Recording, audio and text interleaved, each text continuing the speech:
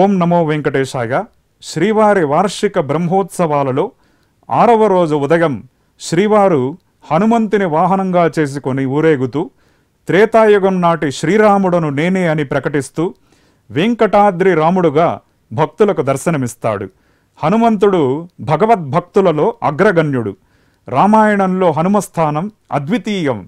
చతుర్వేద నిష్ణాతుడుగా, నవవ్యాకరణ పండితుడుగా, లంకా భీకరుడుగా ప్రసిద్ధుడైన ఆంజనేయుడు తిరుమలలో బేడి ఆంజనేయ స్వామిగా దర్శనమిస్తున్నారు.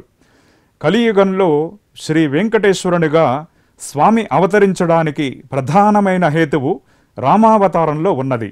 శ్రీరామచంద్రుడు ఆనాడు వేదవతికి ఇచ్చిన ఆజ్ఞ ప్రకారం పద్మావతీదేవిగా తిరిగి అవతరించిన వేదవతిని వివాహం చేసుకోవడానికే స్వామి వెంకటేశ్వరునిగా అవతరించాడని పురాణ వాంగ్మయం మరియు ప్రాచీన తిరుమల ఐతిహ్యం తెలుపుతున్నది.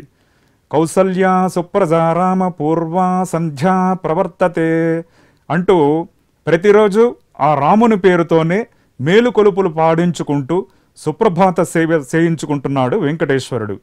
లోక కళ్యాణం కోసమే నేను త్రేతాయుగంలో శ్రీరామునిగా, కలియుగంలో వెంకటేశునిగా అవతరించాను. ఈ విషయాన్ని జ్ఞాపకం చేయడం కోసమే దాస్యభక్తికి ప్రతీక అయిన హనుమంతుని అధిరోహించి మీకు వెంకటాద్రి రామునిగా దర్శనమిస్తున్నాను అని స్వామి సందేశమిస్తున్నారు.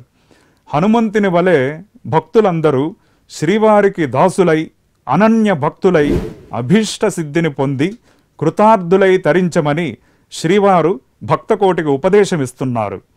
బుద్ధి, బలము, యశస్సు, ధైర్యము, నిర్భయత్వము, ఆరోగ్యము, అజాడ్యం, వక్తృత్వం హనుమద్వాహనంలో స్వామిని సేవించిన భక్తులందరికీ శ్రీవారి ద్వారా అనుగ్రహించబడుతుంది.